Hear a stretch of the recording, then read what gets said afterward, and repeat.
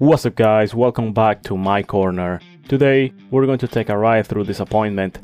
The matches that had us hyped, that made our hearts race with expectation, only to leave us staring at the screen wondering, how did it go so wrong?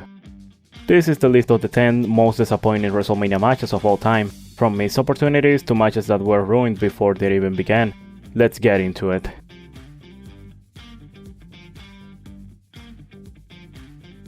Kurt Angle's farewell matches are much better. A legend in every sense of the word, Angle was one of WWE's most celebrated athletes, and fans had hope for a monumental send-off. Unfortunately, facing Baron Corbin felt like a missed opportunity.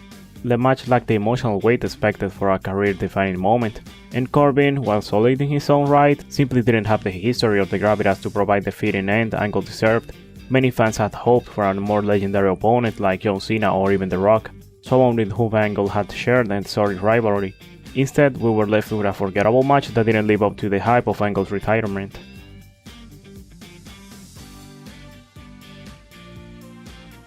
This match was supposed to be a passing of the torch, with Roman Reigns facing The Undertaker in a symbolic moment that would solidify Reigns' place as the new top star. However, what was meant to be a defining match turned into a painfully slow and lackluster affair. The Undertaker's declining physical condition was evident, as the match lacked the pace and intensity one would expect from a such high-stakes encounter. The conclusion, where Undertaker left his year in the ring, was intended to sign the end of his historic career, but it felt more like a somber, anticlimactic farewell. Rather than a triumphant moment for Reigns, it felt like a funeral for The Undertaker's legendary career, leaving the fans feeling more sad than victorious.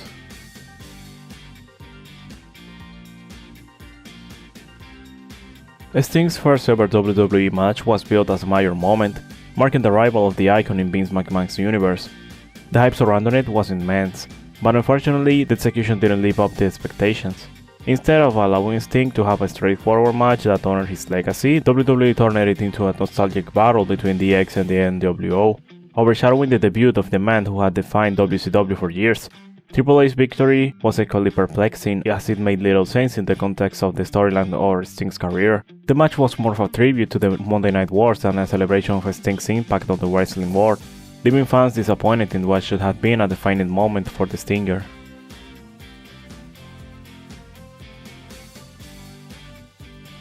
On paper, this match had all the ingredients for a technical wrestling clinic.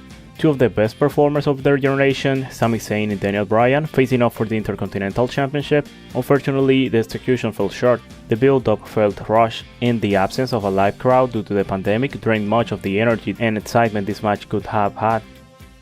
The match itself was brief, and while both men showcased their skills, it never reached the level of intensity or drama fans were hoping for. What should have been a classic WrestleMania moment ended up feeling like a forgettable segment in a lackluster event.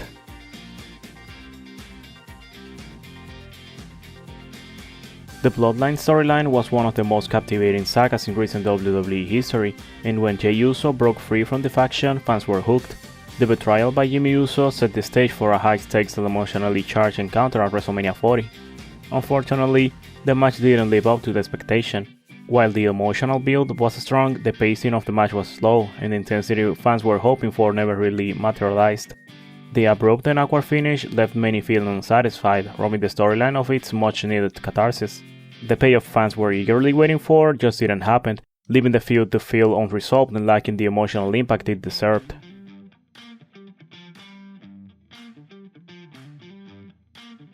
On paper, Brock Lesnar vs Goldberg at WrestleMania 20 should have been a monstrous clash of two of the most powerful forces in WWE, but in reality, it was a disaster.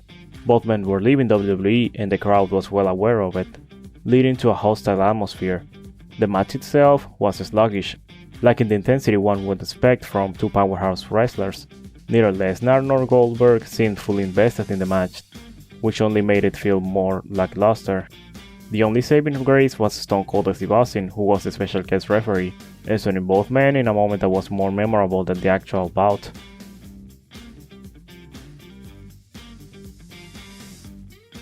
The build-up to Triple H vs Randy Orton at WrestleMania 25 was nothing short of spectacular. Personal attacks, family invasions, and heated rivalries set the stage for what could have been a brutal, high-stakes showdown. But when the bell rang, the match simply didn't live up to the drama that had been promised. The decision to keep it bound by standard wrestling rules took away much of the chaos and intensity the storyline needed. It ended up being a standard, slow-paced affair that didn't reflect the emotional turmoil the two had gone through the weeks leading up to the match. Fans expected blood, violence, and the catharsis of a long-building feud, but instead they got the standard match that lacked the edge needed for a story this personal.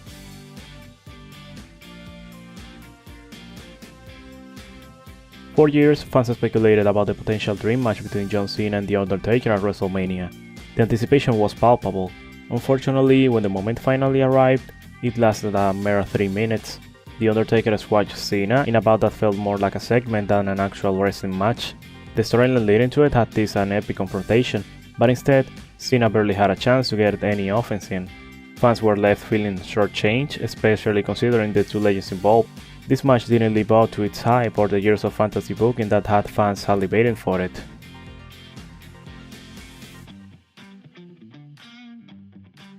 The Fiend vs Randy Orton had the potential to be a memorable spectacle, especially given the supernatural intrigue surrounding the Fiend's character. The build-up was intense, with Orton burning the Fiend alive at TLC 2020, and the feud seemed very primed to be an unforgettable encounter. However, the match didn't live up to the hype. The addition of Alexa Bliss and her bizarre supernatural interventions in the match only confused the storyline further. The Fiend's unsettling entrance and eerie presence were overshadowed by the chaotic, convoluted finish, where Alexa Bliss appeared from the bouts where the Fiend entered from, her face covered in black goo, distracting the Fiend. This allowed Randy Orton to hit an RKO and secure the victory, which left fans baffled by the lack of a satisfying resolution.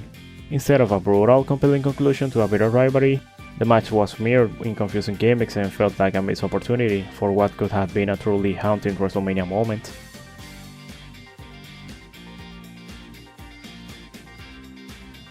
The match between John Cena and Cody Rhodes had a lot of anticipation, as Cena was chasing his 17th world title against the reigning champion Rhodes. However, the match didn't meet the expectations. The pacing felt slow, and the chemistry between the two stars wasn't as strong as fans hoped. A major disappointment was the absence of The Rock, who had been an integral part of the build-up but chose not to appear, saying it was to keep the focus on Cena and Rhodes. Unfortunately, his statement didn't hold up as WWE brought in Travis Scott, which distracted from the match intensity. The bout ended with Cena using underhanded tactics, including a low blow and the title belt to win, leaving fans frustrated by the lack of a clean finish and the overall lackluster performance. And that's the list. The matches that promised us gold and gave us lead. Which WrestleMania match disappointed you the most? Let me know in the comments. I'll be reading them. If you enjoyed the video, drop a like and subscribe for more wrestling content. Thanks for watching, and I'll see you in the next one.